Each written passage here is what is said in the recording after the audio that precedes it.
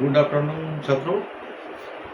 तो आज biological classification को कंटिन्यू करते हुए हम आ जाते हैं नेक्स्ट प्लांट किंगडम के बारे में। ठीक है, प्लांट किंगडम के बारे में आज हम डिस्कस करेंगे।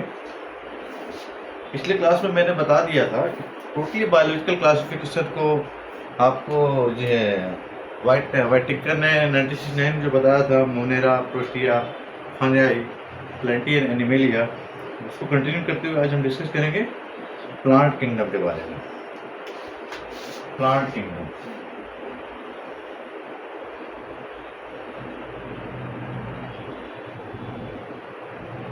क्लियर? लास्ट क्लास में जो मैंने पढ़ाया था मोनेरा, प्रोस्टिया और फंजाई के बारे में, इसकी मेन खासियत थी कि इसकी सेल वॉल रहता था, cell wall, thick cell wall था, फोटोसिंथेसिस मैकेनिज्म में ना था, नेगेटिव था। ठीक है, था ही नहीं इसमें। ठीक है, हाइड्रोट्रोपिक थे, माइक्रोस्कोपिक थे। उसके बाद कुछ इसमें एडवांस हुआ। एडवांस मतलब कि जैसे जैसे इनका क्लास ग्रोथ होने लगा, प्लांट के कुछ नेचर दिखने लगे, उस आधार पे मोनेरा, प्रोस्टिया और फंजाई को बैक्टीरिया वाले ग्रुप में हम लोग शुरू में स्टार्टिंग में डाला गया, तो उसके बाद में मोनेरा बना था, और मोनेरा में उसको फिर सबको मर्ज कर दिया गया। अब आज हम डिस्कस करेंगे मोनेरा, प्रोस्टिया, फंजाई, एनिमेलिया प्लांट होने के बाद में और इसमें क्या क्या मॉर्फोलॉजिकल और एनाटॉमिकल चेंजेज आया, जिसकी वजह से फर्दर हायर ऑटोट्रोपिक रिलेशनशिप बनने लगा, जिसमें प्लांट किंगडम का उद्भव हुआ, जनरेशन हुआ। ठीक है, प्लांट टोटली ऑटोट्रोपिक होते हैं, फोटोसिंथेसिस मैकेनिज्म होता है, क्लोरोप्लास्ट का मैकेनिज्म होता है, जिसकी वजह से दे कैन सिंथेसाइज कार्बोहाइड्रेट और रिलीज करते हैं ऑक्सीजन और CO2 लेकर के अपना बायोलॉजिकल मेटाबॉलिज्म पूरा करते हैं। क्लियर है? आपको जानकारी होना चाहिए। इसमें मैंने अलगी, फंजाई, ब्रायोफाइट, अलगी और फंजाई के बारे में, मोनेरा, बैक्टीरिया, अलगी और फंजाई के बारे में डिस्कस किया था। कुछ ब्लू ग्रीन अलगी के बारे में मैंने चर्चा किया था। इसका कुछ एडवांस फॉर्म, जैसे अलगी से इवोल्यूशन चेंज हुआ। ठीक है, अलगी जब आया, इसमें ग्रीन अलगी भी आ गए, कुछ ऑटोट्रोपिक हो गए। ठीक है, उसमें और कुछ मोटोमॉर्फिक चेंज हुआ, कुछ मॉर्फोलॉजिकल चेंज हुआ। इसमें एल्गी, ब्रायोफाइट्स, टेरिडोफाइट्स आ गए। ठीक है, जिम्नोस्पर्म, एंजियोस्पर्म, जिसके बारे में हम लोग प्लांट किंगडम में डिस्कस करेंगे। अलगी मतलब उससे एडवांस हो गया, फोटोट्रोपिक मैकेनिज्म आ गया, ग्रीन फिनोमेना आ गया, अपना फोटोसिंथेसिस करने लगे। फर्दर मैं इसको डिस्कस करता हूँ। इसमें हम लोग आज डिस्कस कौन कौन से करेंगे? इसमें अलगी, अलगी मतलब ग्रीन अलगी। ठीक है, अलगी आ जाएगा, उसके बाद आ जाएगा ब्रायोफाइट्स,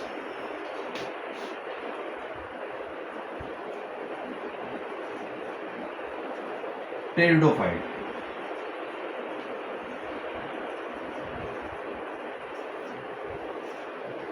अलगी, ब्रायोफाइट, टेरिडोफाइट, जिम्नोस्पर्म।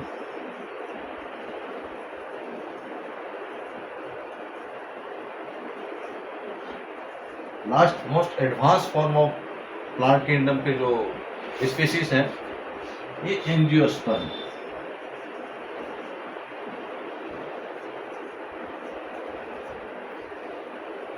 ये 5 क्लासेस के बारे में हमको पूरा डिटेल में डिस्कस करना है।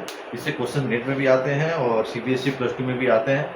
तो इसको पैटर्न पहले समझिए। अलगी जो हम स्टार्टिंग में मैंने बताया था, सिंपल फिनोमेना होता है, सेल्फ ऑटोट्रोपिक होंगे, प्लांट रूट स्टेम में डिवाइडेड नहीं रहेगा, वो मास में रहते हैं। ठीक है, फ्लोटिंग नेचर की भी हो सकते हैं, कहीं ग्रो करेंगे तो कहीं डंप सॉइली में भी ग्रो कर सकते हैं।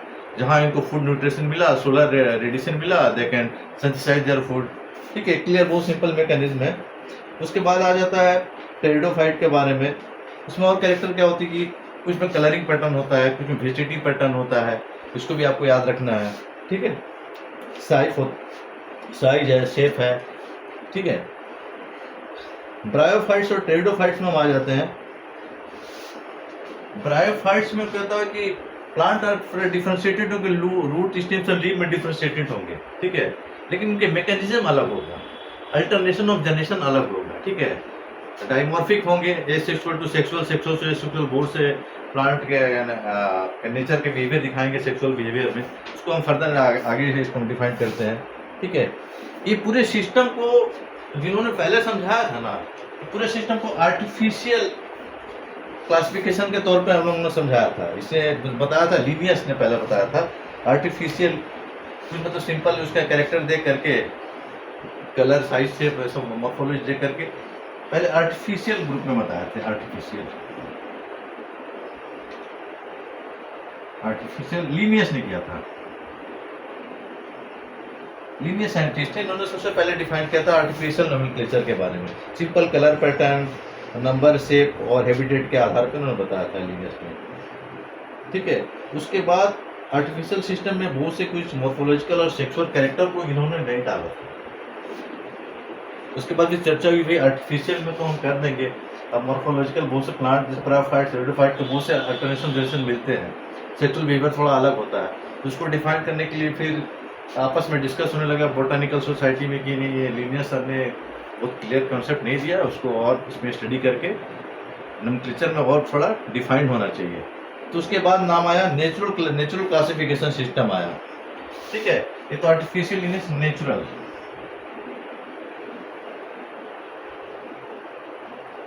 क्लासिफिकेशन का सिस्टम है।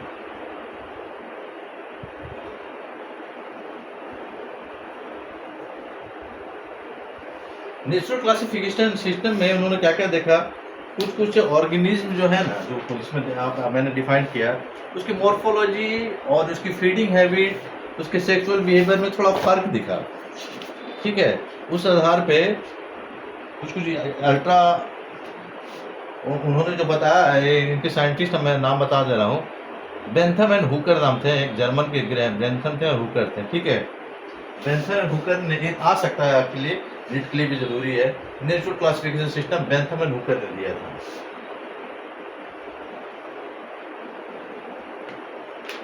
बेंथम एंड हुकर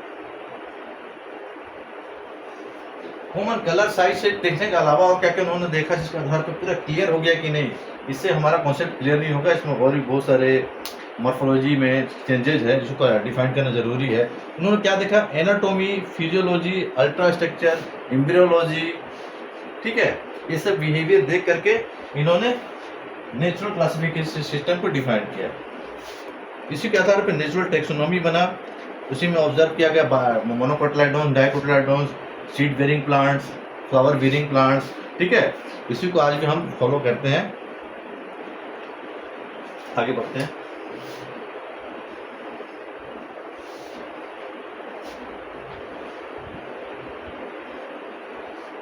इस सिस्टम में एक खास खासियत क्या आ गई, एक प्रॉपर्टी इसमें आ गई, केमोटॉक्सिक नेचर आ गया।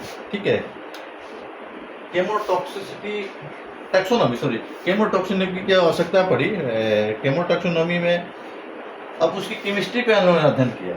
केमो तो केमिस्ट्री आ गया,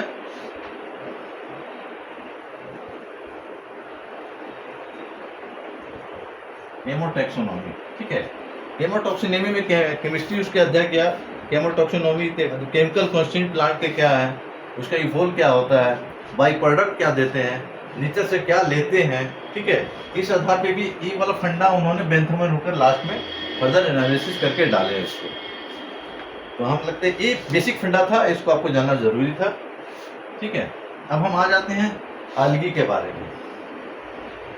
प्लांट किंगडम में पहले मैंने बताया था कि अलगी आ गया पहले।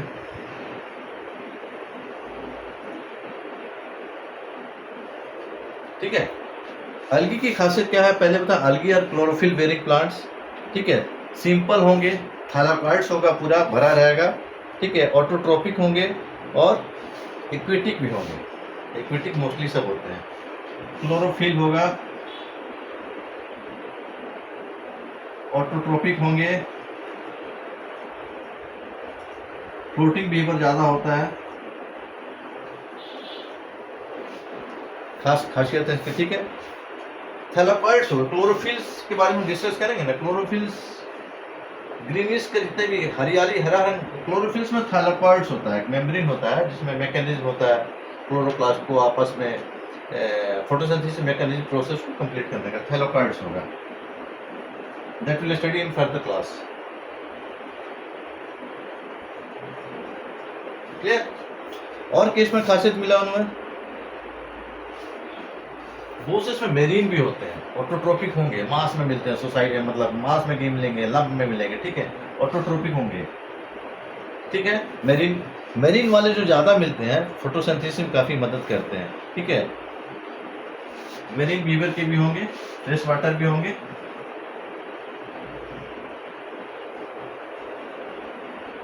मेरीन होंगे,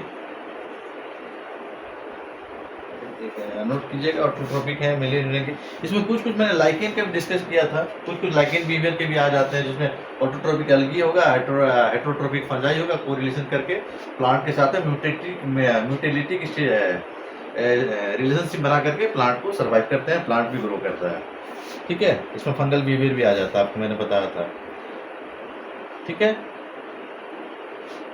स्लोथ बियर भालू में एक स्लोथ बियर का नाम सुने होंगे, और आपका पोलर हिल में होता है, उसमें इस तरह के ना लाइकेंस वगैरह अटैच करके फीड करते हैं, उसकी स्किन पे अटैच हो करके, ये देखा गया है।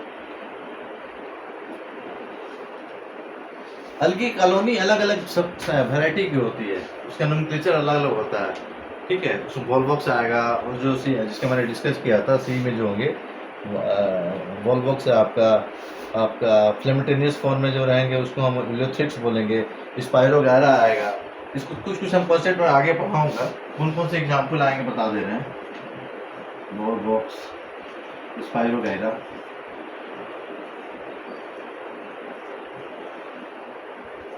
इलियोथ्रिक्स, ये कॉमन सोसाइटी में बनाते हैं, कॉलोनी फॉर्म में रहते हैं, ऑटोट्रोपिक होते हैं, ठीक है। एक और आपको बहुत मेरीन में दिखता होगा, मेसी केल्प बोलते हैं।